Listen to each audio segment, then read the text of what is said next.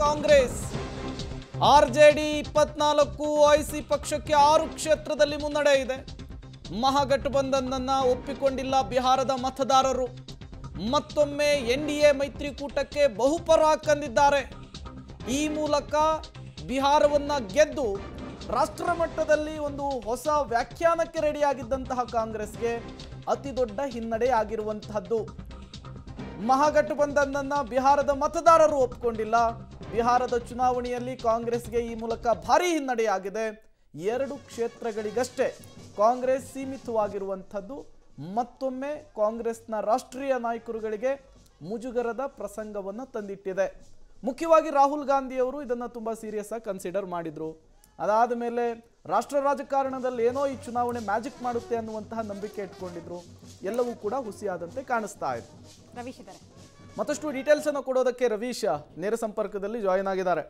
ರವೀಶ್, ಈ ಚುನಾವಣೆಯ ಫಲಿತಾಂಶ ರಾಷ್ಟ್ರ ರಾಜಕಾರಣದಲ್ಲಿ ಏನೋ ಮ್ಯಾಜಿಕ್ ಮಾಡುತ್ತೆ ಅಂಥೇಳಿ ಕಾಂಗ್ರೆಸ್ ತುಂಬ ಅತಿ ಆಸೆಯನ್ನು ಇಟ್ಕೊಂಡಿತ್ತು. ಬಟ್ ಚುನಾವಣೆಯ ಫಲಿತಾಂಶ ಉಲ್ಟಂ ಪಲ್ಟ ಆಗಿದೆ. ಕಾಂಗ್ರೆಸ್ ಇದರಿಂದ ಕಂಡುಕೊಳ್ಬೇಕಾಗಿರೋದು ಏನು ಅಂಥೇಳಿ? ಪ್ರೇಮ್, ಖಂಡಿತವಾಗಿಯೂ ಕೂಡ ಕಾಂಗ್ರೆಸ್ ಕೆಲ ಅಭಿಯಾನಗಳನ್ನು ಮುಂದಿಟ್ಕೊಂಡು ಅದರಿಂದನೇ ಚುನಾವಣೆ ಗೆಲ್ಲಬಹುದು ಅಂತ ಅಂದ್ಕೊಂಡಿದ್ರೆ ನಿಜಕ್ಕೂ ಕೂಡ ಇದು ಮೂರ್ಖತನ ಅನ್ನೋದ್ರ ಬಗ್ಗೆ ಸಾಕಷ್ಟು ಚರ್ಚೆಗಳಾಗ್ತಾ ಇತ್ತು. ಅಂದರೆ ಪ್ರಮುಖವಾಗಿರ್ತಕ್ಕಂಥದ್ದು ಕೇಡರ್ ಬೇಸನ್ನು ಗಟ್ಟಿ ಮಾಡಬೇಕು, ಜೊತೆಗೆ ಅಲ್ಲಿ ಇರ್ತಕ್ಕಂಥ ಸ್ಥಳೀಯ ಸಮಸ್ಯೆಗಳ ಬಗ್ಗೆ ಒಂದು ರೀತಿಯಲ್ಲಿ ಹೋರಾಟವನ್ನು ಮಾಡಬೇಕು.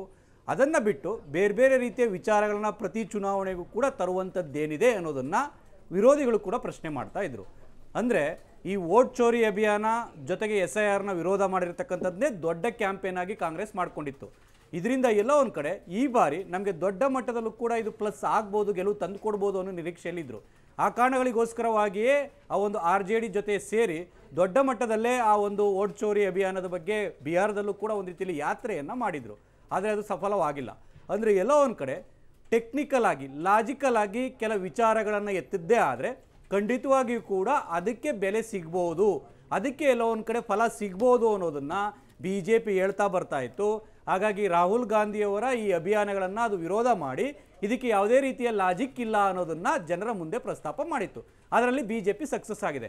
ಯಾಕೆಂದರೆ ಅವ್ರ ಸೀಟು 2ಕ್ಕೆ ಇಳಿದಿದೆ ಅಂದರೆ ಖಂಡಿತವಾಗಿಯೂ ಕೂಡ ಎಷ್ಟರ ಮಟ್ಟಿಗೆ ಅವರ ಅಲ್ಲಿ ಶ್ರಮ ಮತ್ತು ಅವರ ಪಕ್ಷದ ಕೇಡರ್ ಬೇಸ್ ಎಷ್ಟರ ಮಟ್ಟಿಗಿದೆ ಅನ್ನೋದು ಕೂಡ ಸ್ಪಷ್ಟವಾಗುತ್ತೆ. ಹಾಗಾಗಿ ಇದೇ ಚುನಾವಣೆಯ ಫಲಿತಾಂಶ ಮುಂದಿನ ವರ್ಷ ಆಗ್ತಾ ಇರ್ತಕ್ಕಂಥ ಬಿಹಾರದ ಆ ಒಂದು ಪಶ್ಚಿಮ ಬಂಗಾಳದಲ್ಲಿ ಚುನಾವಣೆಯಲ್ಲಿದೆ, ತಮಿಳುನಾಡಲ್ಲಿ ಚುನಾವಣೆ ಇದೆ, ಮತ್ತು ಉತ್ತರ ಪ್ರದೇಶದಲ್ಲೂ ಕೂಡ 2027ಕ್ಕೆ ಇರ್ತಕ್ಕಂಥದ್ದು. ಆ ಚುನಾವಣೆಗಳ ಮೇಲೂ ಕೂಡ ಇಂಪ್ಯಾಕ್ಟ್ ಆಗುತ್ತೆ. ಈಗಾಗಲೇ ಅಖಿಲೇಶ್ ಯಾದವ್ ಅವರು ಒಂದು ರೀತಿಯಲ್ಲಿ ನಿರೀಕ್ಷಣಾ ಜಾಮೀನನ್ನು ತೆಗೆದುಕೊಳ್ಳೋ ರೀತಿಯಲ್ಲಿ ಒಂದು ರೀತಿಯಲ್ಲಿ ಅಪ್ಲೈ ಮಾಡ್ಕೊಂಡಿದ್ದಾರೆ. ಅಂದರೆ SIR ಆಟ ಇಲ್ಲಿ ನಡೆದಿದೆ, ಇದು ಚುನಾವಣಾ ಪಿತೂರಿ ಅನ್ನೋದ್ರ ಮೂಲಕ ಎಲ್ಲೋ ಒಂದು ಕಡೆ ಪಶ್ಚಿಮ ಬಂಗಾಳ ಮತ್ತು ಉತ್ತರ ಪ್ರದೇಶ ಜೊತೆಗೆ ತಮಿಳುನಾಡಲ್ಲಿ ಆ ಆಟ ನಡೆಯೋದಿಲ್ಲ ಅಂತ. ಖಂಡಿತವಾಗಿ ಕೂಡ ಈ ರೀತಿಯ ಬೇರೆ ಬೇರೆ ರೀತಿಯ ಅಭಿಯಾನಗಳನ್ನು ನೀವು ಮಾಡಿ, ಆದರೆ ನಿಜವಾದ ಇರ್ತಕ್ಕಂಥ ಏನೆಲ್ಲ ಸಮಸ್ಯೆಗಳಿದೆ ಅದರ ಮೇಲೆ ಒಂದು ರೀತಿಯಲ್ಲಿ ಆ ಇಶ್ಯೂ ಮೇಲೆ ಹೋದಂಥ ಸಂದರ್ಭದಲ್ಲಿ ಗೆಲುವು ಸಿಗ್ಬೋದು ಅನ್ನೋದ್ರ ಬಗ್ಗೆ ಕೂಡ ಸಾಕಷ್ಟು ಚರ್ಚೆಗಳಾಗಿತ್ತು. ಅದರಲ್ಲಿ NDA ಒಂದು ರೀತಿಯಲ್ಲಿ ಫಲಪ್ರದ ಆಗಿದೆ. ಹಾಗಾಗಿ ಇದನ್ನೇ ಮುಂದಿಟ್ಟುಕೊಂಡು ಕಾಂಗ್ರೆಸ್ ಯಾವ ರೀತಿ ಆತ್ಮಾವಲೋಕನ ಮಾಡಿಕೊಳ್ಳುತ್ತೆ ಅಂತ. ಯಾಕೆಂದರೆ ಒಂದು ಡೇಟಾವನ್ನು BJP ರಿಲೀಸ್ ಮಾಡಿರ್ತಕ್ಕಂಥದ್ದು, ರಾಹುಲ್ ಗಾಂಧಿ ಅವರ ಮುಖವನ್ನು ತೋರಿಸಿ 97 ಚುನಾವಣೆಗಳಲ್ಲಿ ಇಲ್ಲಿ ತನಕ ಸೋತಿದೆ ಅಂತ NDAನ ಸಾಮಾಜಿಕ ಜಾಲತಾಣದ ಮುಖ್ಯಸ್ಥರು ಕೂಡ ಈಗಾಗಲೇ ಆ ಒಂದು BJP ಸಾಮಾಜಿಕ ಜಾಲ ಮುಖ್ಯಸ್ಥ ಅಮಿತ್ ಮಾಳವಿಯಾ ಕೂಡ ಒಂದು ಡೇಟಾ ರಿಲೀಸ್ ಮಾಡಿದ್ದಾರೆ. ಹಾಗಾಗಿ ರಾಹುಲ್ ಗಾಂಧಿಯವರ ಫೇಲ್ಯೂರ್ ಆಗಿದೆ ಅಂತ BJP ಒಂದು ರೀತಿಯಲ್ಲಿ ಈಗಾಗಲೇ ಅಟ್ಯಾಕ್ ಮಾಡಿರ್ತಕ್ಕಂಥದ್ದು. ಹಾಗಾಗಿ ಇದನ್ನ ಕಾಂಗ್ರೆಸ್ ಯಾವ ರೀತಿ ಸರಿಪಡಿಸ್ಕೊಳ್ಳುತ್ತೆ ಕಾದ್ ನೋಡಬೇಕು. ಪ್ರೇಮ್, ಓಕೆ, ಹಾಗೆ ಸಂಪರ್ಕದಲ್ಲಿರಿ, ಮತ್ತಷ್ಟು ಡೀಟೇಲ್ಸ್ ನಿಮ್ಮಿಂದ ಪಡಿತಾ ಹೋಗ್ತೀವಿ. ಇತಿಹಾಸದಲ್ಲಿ ಬರೆದಿಡುವ ಫಲಿತಾಂಶ NDA ಪಾಲಾಗಿದೆ.